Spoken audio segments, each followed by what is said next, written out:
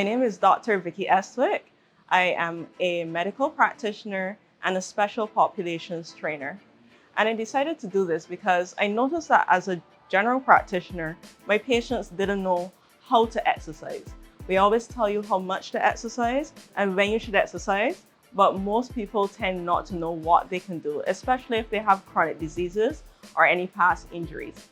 So I decided to go and learn to be able to come back and help my clients, as well as to share information with my colleagues so that we can promote exercise better in Barbados. I decided to study medicine because, I don't know, as with a lot of people, I've just always wanted to be a doctor. I had a lot of books as a child, but my favorite books tended to be the human body books. And as I got older, I got more detailed books until I ended up at a textbook in university. It's always been fascinating to see how the body works, especially the muscles, bones, and joints. And I've always wanted to go into a field that involved what we call the musculoskeletal part of the body. So the first choice was orthopedics, and then it was rehabilitation. But then, as I said, working with people, I just realized people weren't getting the exercise that they needed, not because they didn't want to or that they didn't know that exercise was good for them. It's just, especially with the chronic diseases and different social and psychological limitations, they just didn't know what to do. So that's why I decided to go and find out what they should do so that we can get exercise going, not only in the youth, but also in people in their middle age and older. I was a general practitioner in a polyclinic system for about 4 years. And in speaking to my patients and advising them on the 150 minutes of moderate exercise a week, I realized that many people didn't know what to do for that amount of time and how they can do it. There were things like knee arthritis that would stop them from walking, or persons were afraid of the sea so they couldn't go swimming. And they didn't know how to tell if exercise was light, moderate, or vigorous. So there was a lot of holes in the information where it came to exercise and patients, especially with chronic disease. I actually had one person who was not consistent, not because he didn't want to be, but he was actually doing too much as he had heart disease and was getting tired and frustrated. So I was able to tell him what his heart rate should be, and he ended up being more consistent with his exercise. I think that was really the pivotal point where I decided, okay, I need to get this information so that I can inform my clients and so that my colleagues can inform their patients on how they can do more exercise, the right exercise for their conditions, and to keep consistent with it. Yeah.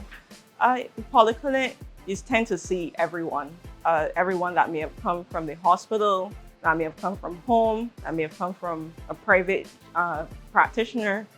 So you see a wide range of things. You see heart disease, like heart failure and past heart attacks, persons who've had strokes, amputees, peripheral neuropathy from diabetes. And these chronic diseases actually became quite uncontrolled during the pandemic due to people being afraid of coming to the doctor, being afraid of coming for their medication, not getting followed up as everyone was basically concentrating on COVID. So in seeing that, seeing more people with these types of conditions and exercise being actually one of the more cost-effective forms of management, I found it not to be great that part of it was missing from our healthcare system, because we have our dietitians to speak in depth about our diet, and then we have the doctors to consult and medicate. But I do believe that with this information, we can add that third vital point in the stages of treatment for our chronic diseases. Now, the information that the doctor would give you wouldn't necessarily be an actual training plan. They would just advise you on the types of exercises that maybe you should and should not do as someone with chronic disease. For example, when your doctor tells you about the amount of exercise that you should do per week, the doctor might tell you, well, because you have high blood pressure, you shouldn't lift things too heavy overhead, or you shouldn't try to go for the coveted 1-rep max, where we try to see how heavy you can lift something once. Because something like that causes you to bear down, it causes the pressure to increase in the body. So like that, the doctor would just give you advice and things that you can do, like more cardio or focusing on certain parts of the body to help you with your specific condition rather than an actual training program. Exercising at home doesn't have to be fancy or vigorous. I know that we tend to see a lot of fancy stuff being done on social media and YouTube and the lot, but those people have been exercising for years, and a lot of them just do that, as we say, for the gram. So that's not something that we want you to do at home. Something as simple as going for a walk around your house for 10 minutes. During every commercial, you can sit and stand as the commercial runs until the show you're watching comes back. We can do things with your arms like this. If you sit and do this for 10 minutes, you'll realize how tired you can get. And even things like dancing, putting on your favorite music for half an hour, you won't even realize when the half an hour has passed. So it doesn't have to be lifting heavy weights. It doesn't have to be anything fancy, as I said. We just want you to move. Movement is the aim that we're going for, and preventing that prolonged sitting.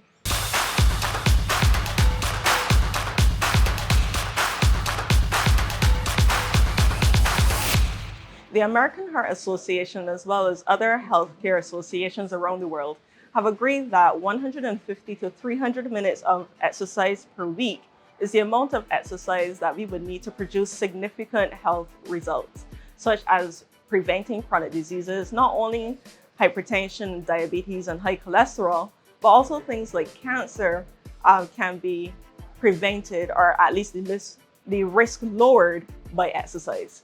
So if you exercise, you can have a lower risk of breast cancer, colon cancer, prostate, and other cancers as well. So this is the amount of exercise that we need. However, not everyone can do 150 to 300 minutes of exercise per week at the beginning, at least. So we like to encourage people to start slowly. Even if you start with 10 minutes at a time every day, 10 minutes twice a day, it all adds up, and it helps you to move towards, being more competent, being more confident in the work that you're doing, and to gradually increase that endurance, your cardiovascular endurance, your physical strength. Even things like flexibility and mobility are important for your overall health. So in my degree, we didn't only do exercise for chronic diseases, but we also did exercise for healthy aging.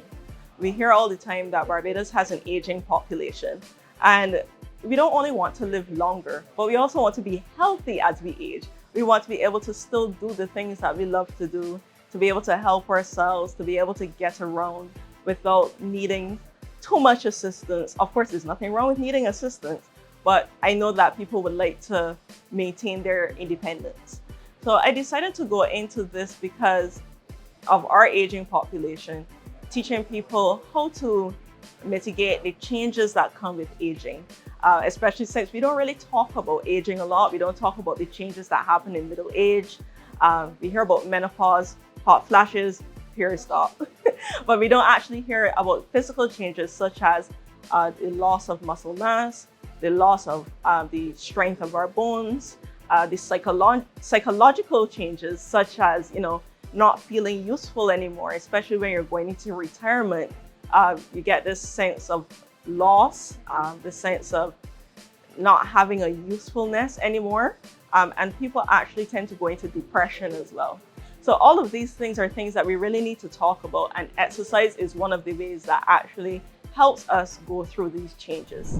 While exercise is important, what is also important is how we eat. And we know that as a society, we love our starches, our ground provisions, we love our plantain, our potato salads. So what we do here is that we give you dietary advice, show you how necessarily not to restrict yourself too much, but how to change the proportions of what you're eating to a healthier proportion.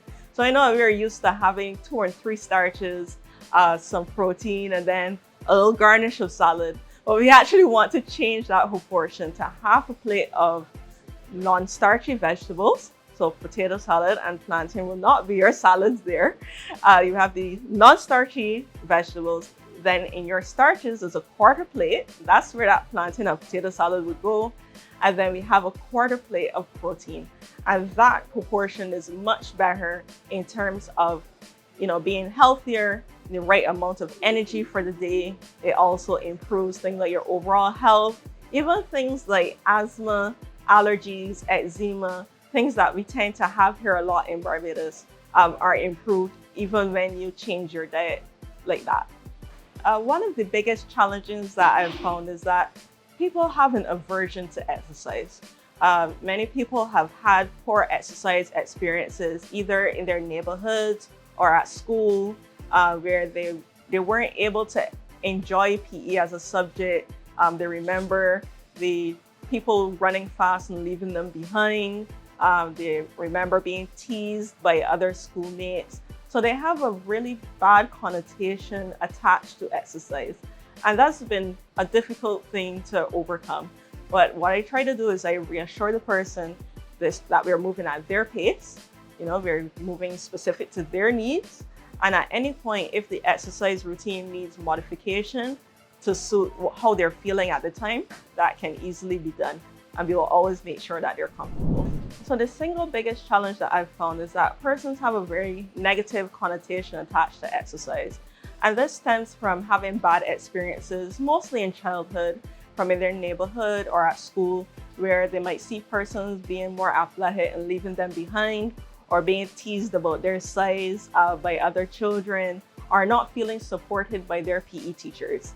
And so in order to combat that, I try to reassure the person that, we're here for them, we're starting where we are, you're getting individual attention. Even in the group classes, I tend to try to keep a small group number so that everyone can get the attention that they need and they can feel safe and supported in this environment.